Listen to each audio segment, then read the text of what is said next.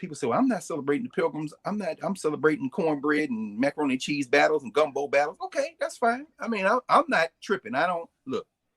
We have so little time for joy. We don't carve out enough. So everybody do their ritual. But I think it would be remiss for us, however, not to pause, and which is why I pulled a couple of this is a very good book. For example, it's an affordable book. You can get it at a black bookstore. Roxanne Dunbar Ortiz, Indigenous Peoples History of the United States. You got to deal with the First Nations folk. You got to deal with the people who, many of whom use this as a day of mourning.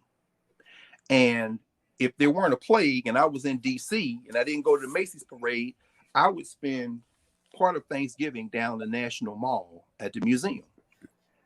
The museum that I think by far represents an attempt to articulate a concept of humanity that isn't wedded to this fictional American narrative of settler colonialism that can't even come together to fall apart. People talk about healing. You're assuming there was a body to heal in the first place. It ain't never been no body. You gonna heal Frankenstein? Because that's basically what you're talking about, a stitched together body with all these other different body parts. So it was never together to heal. But the museum that gestures toward this, that tries to do this to me far better than any other museum on the mall, is the Museum of the American Indian.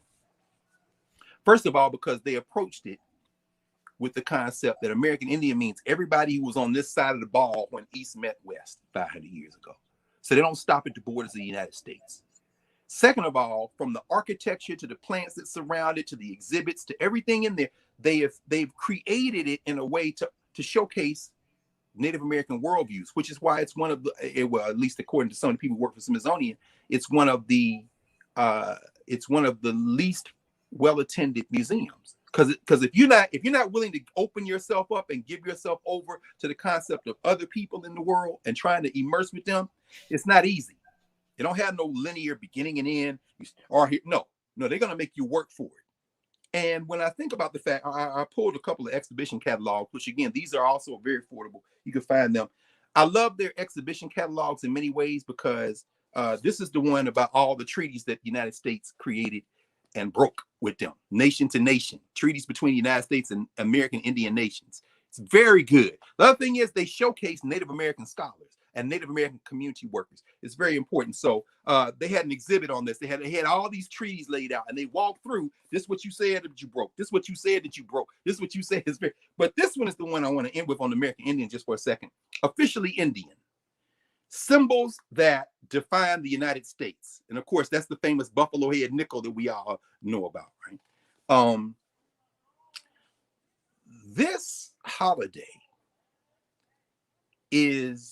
Thanksgiving holiday is an attempt to create a point of origin for an American nation, which means you can have jollies attempt to narrate an American nation and where everybody go. In fact, the first thing you see in American Indian, well, when you go, they got an exhibition on the third floor called Americans, which is about this. In other words, he said this, well, y'all can get the book for yourself, but you can see, Native American, well, let me stop. I started saying Native Americans, and the point I'm about to make shows why that is a challenge. Well, let me just make that point. He said when the Europeans came here, they didn't call the Native Americans. If they didn't call them Indians, because they were looking for Indians, we know, they called them Americans. Because were the Europeans Americans? No. So they called them Americans. It gets moved to Native Americans once whiteness occupies the field and says, we are the Americans. Now you're the Native Americans. Well, you had to put no adjective on it at the beginning. They were the Americans. You're the Europeans. And so, when you look at, but the point they're making here is Native Americans are in every moment of American life. In fact, they are in many ways the thread that weaves together. They've been on the money. They on the medals they give. They got the names of the Tomahawk, the Apache. These are helicopters, fighter planes. They got artists in the sports teams. They're in your cupboard, Land of Lakes. They got all these Indian princesses on every kind of thing. You go to the supermarket, walk down the supermarket aisle, pick any aisle, walk down, and I dare you to get through that aisle without seeing a Native American. I mean, it's all in the gas station. I mean, everything. But the idea is that there's this contested notion of what it means to be an American. And when you have reduced these people to not being human, which is why I also pulled This is an old black bookstore favorite. I don't remember these. My man, the ancestor Ishakamusha Barashango. He did these African people in European holidays and mental genocide. I read these when I was in law school. Now I'm here studying property and contracts and torts. And then at night, I'm studying, and then I'll stop and read a few pages of this and just get madder and madder. You know, how was I not told this? So he got a whole chapter in book 1 on the historical roots of Misgiving Day, where he goes through the history. And it's crazy because he talks about the Plymouth, you know, when they left the Mayflower and the other boat left England, left Plymouth, come into Massachusetts Bay, and one boat turned around, then the Mayflower kept going, and they get there. And that first year, 1620 to 1621, they're struggling. They lose almost half their people. You know, they putting people on trial because they killing a Native American and eating them. One dude killed his wife and start eating her, so they had to put him in the stock. I mean, because they're gonna starve, right? But the Native Americans, when they first come, they begin to learn a little English. They start showing them where to fish. They start showing, they helping them come alive. Thinking to myself, boy, Now imagine this, because the Europeans have guns.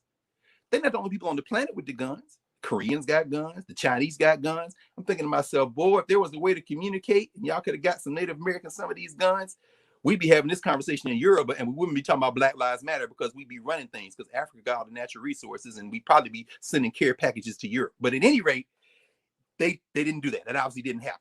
And so that first year, they're just celebrating surviving when they had this 3-day thing they do around this question of Thanksgiving. And I'm saying I have to say this because there's been a lot of discussion. I mean, you've had discussion yourself on you know, during the week.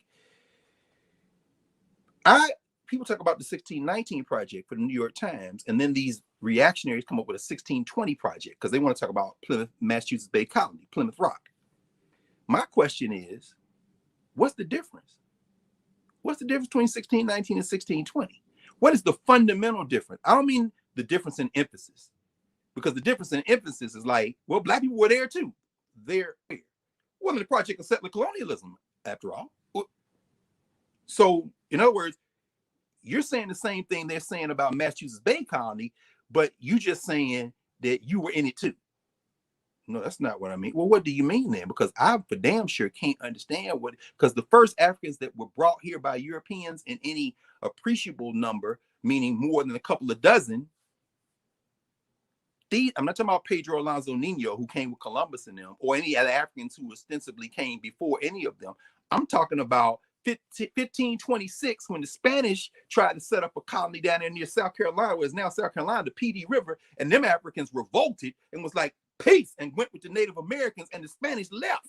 That's almost 100 years before Jamestown, Virginia, and before 1619. So to me, a 1619 project and a 1620 project are cut out of the same national memory cloth. They're fighting over who gets pride of place in this larger Frankenstein monster you're trying to create and continue to sustain and think you can heal or somehow transform from what it is. And maybe you can, maybe you can't. So let me close with this on that in terms of Thanksgiving, because there's a lot more. I want, you know, we mentioned some of the ancestors that have become ancestors in the last few days. There's a sister, Deborah White Plume, who was one of the Oglala Sioux out there at Wounded Knee, that fought against, you know, settler colonialism in the form of the federal government and some of these sellout Native Americans that fought against them. She made transition in the last couple of weeks. Her obituary was in the New York Times yesterday. Yeah, I pulled this as well. This is a good one. We Are Still Here. This is a history of the American Indian movement. I name it because it was right before Thanksgiving weekend. It was 51 years ago last week when when a group of Native Americans from all over the country went to Alcatraz and said, you know, we had a deal. The Indian the Indian Reservation Act of 1966, I think it was, where they say, you know, if the federal government has abandoned property or conceded property, the Native Americans have a right to occupy the property. And so they went out to Alcatraz and said, we've discovered Alcatraz. It used to be the federal government now, and they stayed out there for a couple of years. And the reason I mention it is because people like, you know, Deborah White Plume were forced to California as they created this whole thing of red kind of, well, let me see. I think I actually pulled that book too. This is another good one. Red Power. Red Power. Alvin Josephy's edited book. When you read Red Power, they do a declaration. We must hold on to the old ways. Indians of all tribes was the organization. And they, after they've been out there almost a month, they give this declaration. We must hold on to the old ways, where they say we must now unify as American Indians. They're close to 600 different nations in this country right now. But they said we have to organize, we have to be together, because these people try to wipe us out, but we are still here. Deborah White Plume, for example, they trying to force Native Americans away from the reservations and into the cities. That's how they ended up in San Francisco to go take over Alcatraz. They forced her out of the Dakotas, Minnesota actually. They forced her into San Jose. She went out to San Jose for a while. She came back home though and graduated from one of the almost 40 tribal colleges in this country. We talk about HBCUs. There are almost 40 tribal colleges. These are the colleges that are established for Native Americans. If they contested identity, she creates a freedom school. She creates a freedom school to teach the Lakota language, the Sioux language. She was involved in the Dakota Pipeline. She was Dakota XL. I'm sorry, Keystone XL, Dakota Access, Standing Rock. She just made transition at age 66. But in this season of Thanksgiving, this is the narrative that if we mention it, it's like putting earrings on. Yeah, we'll accessorize it, but let's not disturb the big, because I just want my peach cobbler, man. Why we got to talk about? We got to talk about it because your children are dying in the streets, and you can't square the fact that your children are dying in the streets with these national holidays that are built on the idea that your children are less than human. I know it doesn't sound good, but it's absolutely accurate, and the DOMA's function is to say something about it. Now,